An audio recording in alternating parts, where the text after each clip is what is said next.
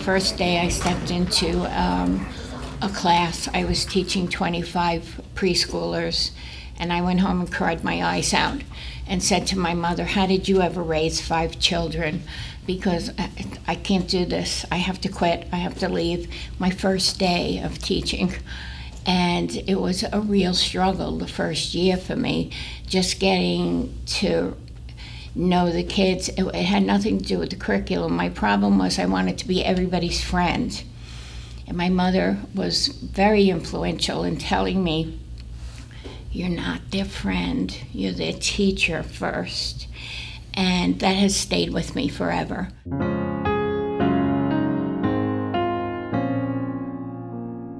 I had no idea I wanted to be a teacher. No one in my family was a teacher. I wasn't the best student, but I knew I could help other kids, and I figured, I could make a difference. And this is the profession where I thought I could do the most good. Teaching just fit really naturally, and I start every day super fresh, so I'm like, well, if the kids start that way too, then we're all on a good page every day. And so I think that was all part of a mixture of why I became a teacher.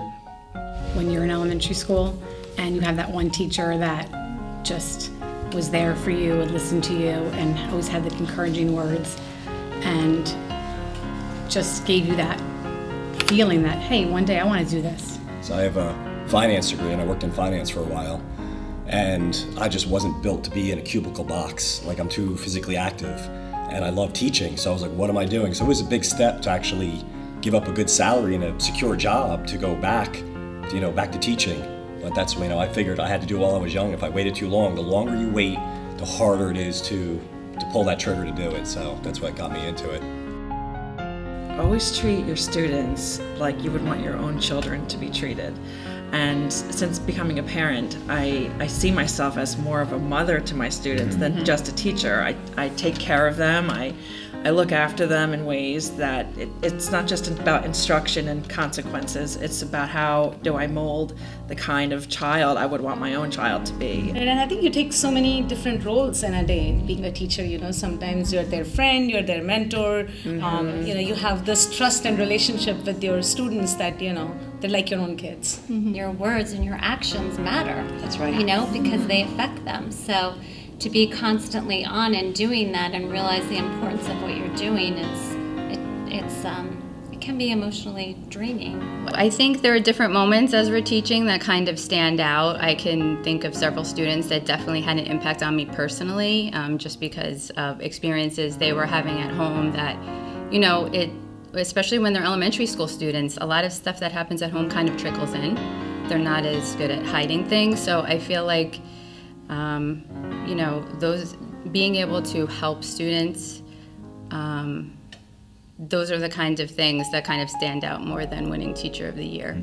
Life can change in the blink of an eye, and you don't have any control over it. So like one of our goals in our room is like expect the unexpected. Like we have plans, there are things know are going to happen, and there's 15 to 20 things that happen every single day at that time, but then there's also the 5 or 10 things that kind of just pop up. And it's great for us, like you said, as a learning lesson. Like we need to learn to be flexible and stop, as well as the students, because if there are those unexpected life things that happen outside of our classroom or inside, we want them to take that from school and be able to get through that flexibility and know that it's okay and be able to cope and be able to move on. I always say, your students are going to come back to you, and it's not going to be like, oh, you taught me this great introductory paragraph. They're going to come back to you and say, you made me laugh that day, or you helped me with that. And that's the biggest thing I think to try to remember. You know your kids best. Do what you know is best as a teacher for them. For those kids that are sitting right in front of you, what they need is what you should do.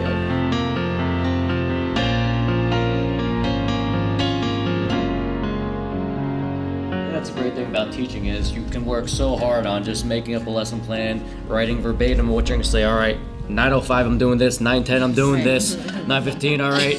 5 minutes before we're going to sit them down, closure, boom. But then all of a sudden the students come in, and then you're starting with that first part, your opening or your intro or your do now of your lesson.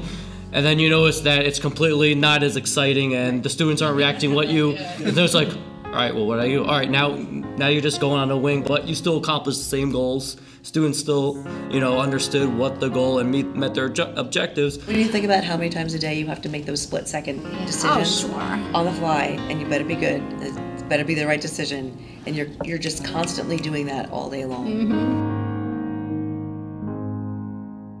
I would say as a special education teacher, as a whole, when you see students do things independently for the first time, so if you work with them all year on something, and it's kind of hard to see them go away from you and be able to do it on your own, kind of like mom, but when you see them actually do that skill you've been working on the whole time on their own, that's when you're like, oh, now they can do it. I have a student that I've been doing sight words with and things like that, and just plowing through things, a little bit every day. And last week, actually, she sat down and read a passage with me, and I was like, oh my gosh, look at how far you've come. She didn't need me to sound out half the words anymore. And I was able to show her that documentation of how she went from way below level to being at level now, and she was flabbergasted.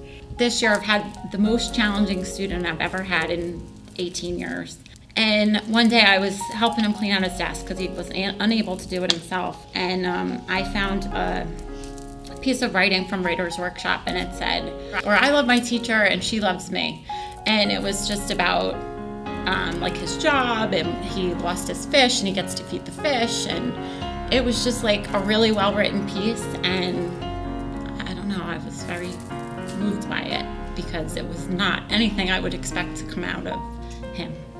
I had a student this year that started out the year not liking to read, and so we're reading this book together now, and he's enjoying it so much. And he came to me the other day and he said, look what my dad bought me, and it was a copy of the book that we're reading in class, and he's like, I wanted my own copy for at home. So he's like, I think I'm starting to like reading now. And I was just like, yes, that's what I'm here for.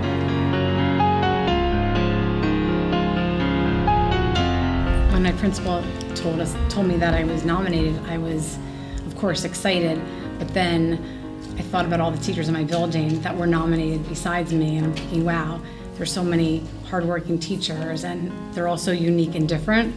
But then to be singled out, it was almost humbling, because everyone else in the school, we work as a team, and we're collaborative, and we're all there for one purpose, to help our students excel. So it was kind of humbling. Yeah. This is just what we do. This wasn't a year that you kicked it up a notch. This is just what we do, and it's nice to be appreciated, because I tell everybody that's not a teacher, because they're like, oh, you have it easy, or you have a teacher. If you don't go home exhausted, you didn't work that day. You're shot exhausted. Yeah.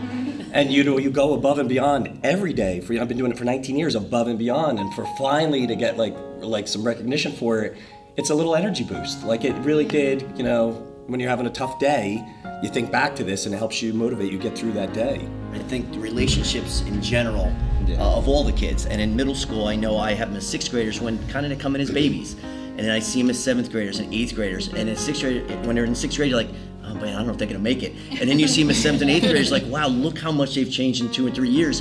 And then you see them go to the high school and they're going to the technical schools, and you're like, I was tough on them. And I think the fact that you see them progress, I think that's what you get out of it. It's not so much about the individuals, but overall you make a difference in it. You tell the kids, I tell them every year, I go, look, some of you are not gonna be great science students. I know that already going in. I said, but if you can be better people when you leave, I'm more proud of that than I am of the science behind it. So, and they proved me right.